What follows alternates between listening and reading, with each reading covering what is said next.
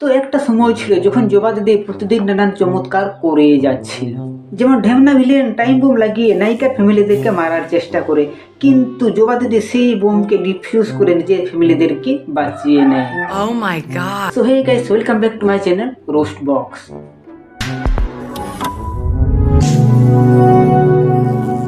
তো জবা দিদি সবসময় এইভাবে নিজের ফ্যামিলিদেরকে বাঁচাচ্ছে দেখে ঢেমনা ভিলেন উৎকৃষ্ট হয়ে জবাকে মারার প্ল্যান বানায়। বলেন কি?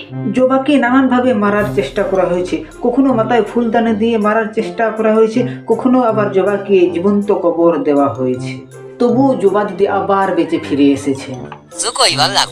জবার গুন্ডা ডেডিকেটেড গুন্ডা। জবা আবার ফিরে এসেছে দেখে জবাকে আরো মারার প্ল্যান বানায়।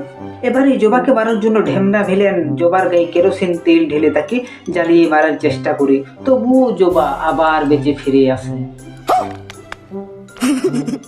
জবার গুন্ডাও কিন্তু না ছোড় বান্ধা, জবা আবার ফিরে এসেছে দেখে তাকে এবার বলি দেওয়ার প্ল্যান বানায়। তেমন বলা তেমন কাজ, জবাকে ধরে এনে ভিলেন বলি দিয়ে দেয়, কিন্তু জবা তবুও আবার বেঁচে ফিরে আসে গলায় টেপ লাগিয়ে। কি আশ্চর্য কথা! জবা গলায় টেপ লাগিয়ে ঘুরে বেড়াচ্ছে দেখে ঢেমনা ভিলেন ভয় পেয়ে যায়, আর ঢেমনা ভিলেন ভয়ের কারণে সোজা তান্ত্রিকের কাছে চলে যায়। বলেন কি? আর এদিকে তান্ত্রিক জবার ভিলেনকে বাঁচানোর জন্য জবার ফ্যামিলিকে কিডন্যাপ করে নেয়। আরে জবার ফ্যামিলিকে কিডন্যাপ করে জবাকে আহ্বান জানায়,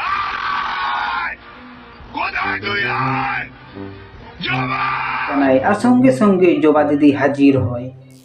তান্ত্রিক আর দেরি না করে জবার চারিদিকে আগুন লাগিয়ে দেয়, আর জবা জাস্ট একটা আছাড় মেরে সেই আগুন নিভিয়ে দেয়। এটা কোনো কথা? তান্ত্রিকও কিন্তু না ছোড় বান্ধা, তাই সে একটা আগুনের গোলা জবার দিকে ছুড়ে মারে, কিন্তু জবাও সেই আগুন হাত দিয়ে আটকে দেয়, আর সেই আগুনের গোলাটা তান্ত্রিকের দিকেই ছুড়ে দেয়। ঢেমনা তান্ত্রিক যমুনাকে বশ করার জন্য যমুনা ফ্যামিলিদের চারপাশে আগুন জ্বালিয়ে দেয়, কিন্তু যমুনা সেই আগুনের উপর হেঁটে সেই আগুন নিভিয়ে দেয়, আর সেই আগুন নিভিয়ে জবা তার ফ্যামিলিদেরকে উদ্ধার করে।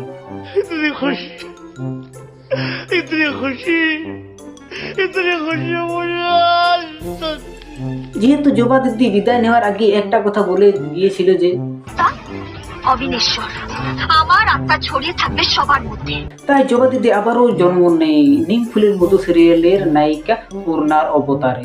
তো এই সিরিয়ালের প্রথমে দেখানো হয় এই বুড়ি যমুনাতে ঝাঁপ দিয়ে মরার চেষ্টা করে, কিন্তু নায়িকা হঠাৎ করে দেখে এই বুড়িকে বাঁচিয়ে নেয়। পূর্ণা দিদি এই বুড়িকে বাঁচিয়ে জানতে পারে যে এই বুড়ি হচ্ছে দত্ত জয়ের ফ্যামিলির হেড, তাই পূর্ণা দিদি এই বুড়িকে সবার আগে হাত করে নেয়। এই বুড়িকে হাত করলে কি আর চলবে, সেই বাড়ির ছেলেকেও হাত করতে হবে।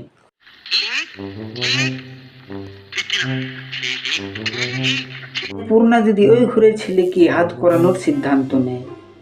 তাকে হাত করানোর জন্য পূর্ণা দিদি নানান চেষ্টা করে চলেছে। নানান চেষ্টা করার পর ফাইনালি এদের বিয়ের সিদ্ধান্ত নেওয়া হয়।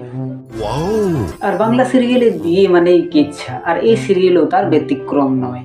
বলেন কি? অন্য সিরিয়ালে নায়ক নায়িকা বদলে গেলে কেচ্ছা হয়, কিন্তু এই সিরিয়ালে ফিশ ফ্রাই নিয়ে কেচ্ছা হয়। আমি বিশ্বাস করি না। বিশ্বাস না হলে কিন্তু এটাই সত্যি।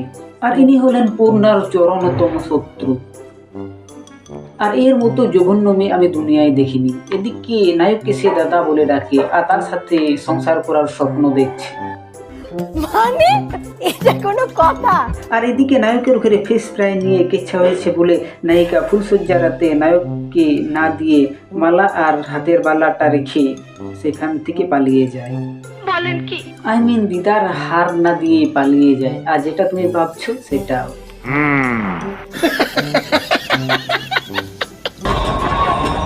নেই মানে তাহলে কোথায়? আর নেই মানে সে সেখান থেকে পালিয়ে গেছে। যে বাড়িতে সামান্য ফিশ ফ্রাই নিয়ে ইচ্ছা হয় সেখানে আর কে থাকবে বলো?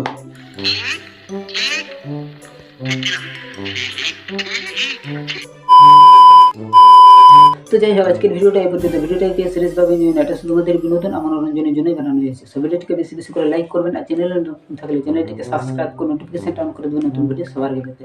তো দেখা হচ্ছে অন্য কোনো ভিডিওতে, ততক্ষণের জন্য বাই।